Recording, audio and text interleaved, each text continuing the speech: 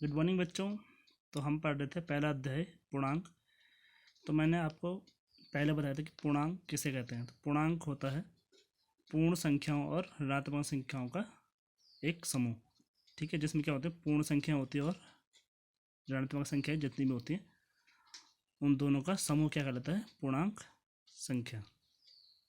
तो आज हम करेंगे प्रश्नावली 1.1। इसका पहला क्वेश्चन है, किसी विशिष्ट दिन विभिन्न स्थानों के तापमानों को डिग्री सेल्सियस में निम्नलिखित संख्या रेखा द्वारा दर्शाया गया है। ठीक है, तो ये संख्या रेखा है। पहला वाला है इसका, इस संख्या रेखा को देखिए और इस पर अंकित स्थानों के तापमान लिखिए। तो सबसे पहले है इसमें लाहौल स्पीति। तो लाहौल स्पीति का है 0 से इस साइड है, यानी लेफ्ट हैंड साइड है। तो लेफ्ट हैंड साइड कौन से आते हैं, ऋणात्मक संख्या। तो देखो 0 है, ये -5 है, ये होगा -6, -7 और ये -8। तो लाहौल स्पीति का टेम्परेचर क्या होगा, -8 डिग्री सेल्सियस। ठीक है, ऐसे ही श्रीनगर का, अब है श्रीनगर का टेम्परेचर। श्रीनगर है यहाँ पर, ये है, तो ये 0, ये -1, ये -2। तो श्रीनगर का टेम्परेचर है -2 डिग्री सेल्सियस। ऐसे ही शिमला का, शिमला है ये 0 से इस साइड, यानी राइट हैंड साइड। तो राइट हैंड साइड आते हैं हमारी संख्या रेखा पर जो धनात्मक संख्याएं होती हैं, और लेफ्ट हैंड साइड में जो ऋणात्मक संख्याएं होती हैं। तो ये शिमला का टेम्परेचर होगा 5 डिग्री सेल्सियस। अब है ऊटी। ऊटी का टेम्परेचर है, ये हो गया 10, ये 11, 12, 13 और 14। तो ऊटी का टेम्परेचर है 14 डिग्री सेल्सियस। और लास्ट है बेंगलोर। बेंगलोर का टेम्परेचर है हमारा, ये हो गया 20, ये 21 और ये 22, 22 डिग्री सेल्सियस। अब इसका सेकंड वाला है, उपयुक्त स्थानों में से सबसे गर्म और सबसे ठंडे स्थानों के तापमानों में क्या अंतर है। तो पहले देखेंगे हम सबसे गर्म स्थान कौन सा है। सबसे गर्म स्थान है हमारा बेंगलोर, जिसका टेम्परेचर कितना है, 22 डिग्री सेल्सियस। ऐसे ही सबसे ठंडा स्थान कौन सा होगा, जिसका सबसे कम क्या होगा, टेम्परेचर होगा। तो कौन है सबसे कम, ये लाहौल स्पीति। तो लाहौल स्पीति का टेम्परेचर कितना है, -8 डिग्री सेल्सियस। अब हमें निकालना है दोनों का अंतर। तो सबसे गर्म क्या था हमारा, 22 डिग्री सेल्सियस, फिर माइनस, अंतर निकालना है तो क्या करेंगे, माइनस। और सबसे ठंडा क्या था हमारा, -8 डिग्री सेल्सियस। अब यहाँ क्या होगा, ये होगा 22 माइनस का प्लस, और ये 8। तो ये कितना है, 22 और 8 30, 30 डिग्री सेल्सियस। अब सी वाला है, लाहौल स्पीति एवं श्रीनगर के तापमानों को अंतर में क्या अंतर है। तो पहले इनके तापमान नोट करते हैं। पहले है लाहौल स्पीति का तापमान। तो लाहौल स्पीति का तापमान है -8 डिग्री सेल्सियस, और श्रीनगर का तापमान है -2 डिग्री सेल्सियस। अब निकालना है हमें लाहौल स्पीति एवं श्रीनगर के तापमानों में अंतर। तो बड़ा कौन है इन दोनों में से, इसमें से बड़ा है -2 डिग्री सेल्सियस। तो पहले हम लिखेंगे -2 डिग्री सेल्सियस, फिर -8 डिग्री सेल्सियस। तो -2 हुआ, ये माइनस का +8, तो ये आया हमारा 6 डिग्री सेल्सियस। तो लाहौल स्पीति एवं श्रीनगर के तापमानों में अंतर आया हमारा +6 डिग्री सेल्सियस। अब इसका लास्ट पार्ट डी वाला, क्या हम कह सकते हैं कि शिमला और श्रीनगर के तापमानों का योग शिमला के तापमान से कम है। तो इन दोनों के तापमानों का योग निकालते हैं, शिमला और श्रीनगर के तापमानों का योग। तो शिमला का तापमान है हमारा 5 डिग्री सेल्सियस, यहाँ निकाला था हमने 5 डिग्री सेल्सियस प्लस, और श्रीनगर का तापमान कितना हमारा -2 डिग्री सेल्सियस।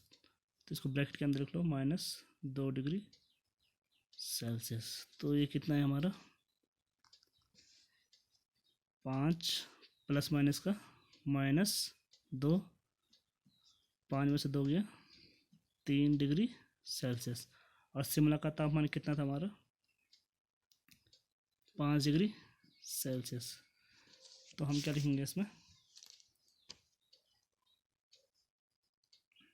कि हाँ शिमला का तापमान क्या है, शिमला और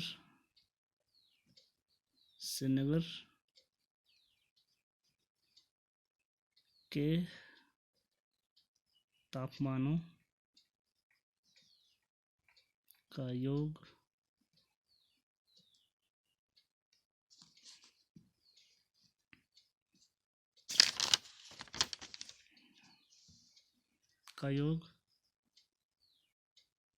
शिमला के तापमान से क्या है, कम है। अब फिर इसमें आगे पूछा गया है क्या इन दोनों स्थानों के तापमानों का योग श्रीनगर के तापमान से भी कम है। तो श्रीनगर का तापमान कितना है हमारा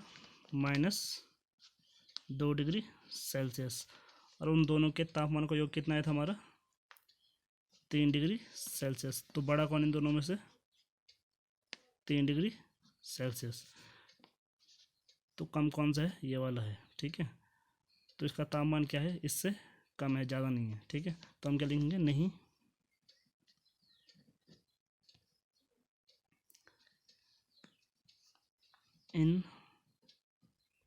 इन दोनों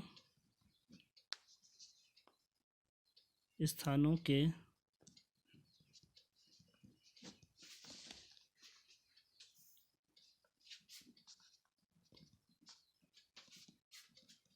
तापमानों का योग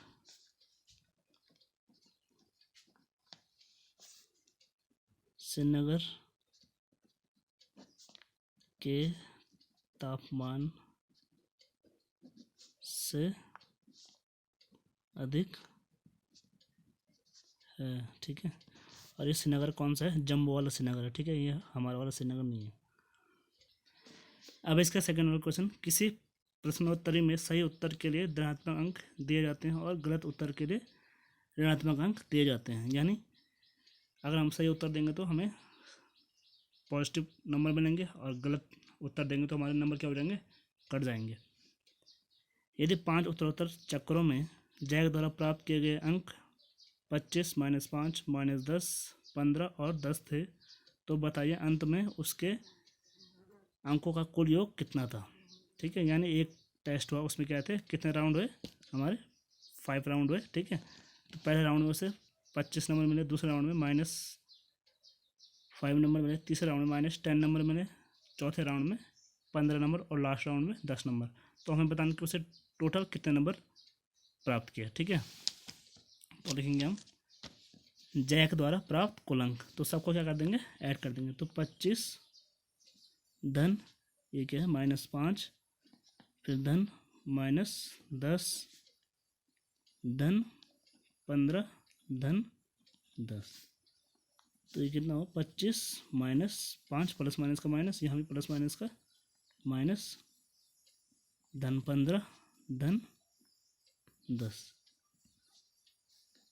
तो पहले प्लस प्लस वाला जोड़ लो, ये 25 हुआ, ये -5 -10 15 और 10 25। अभी दोनों प्लस प्लस हैं तो 25 और 25 50, सॉरी 25 25 50,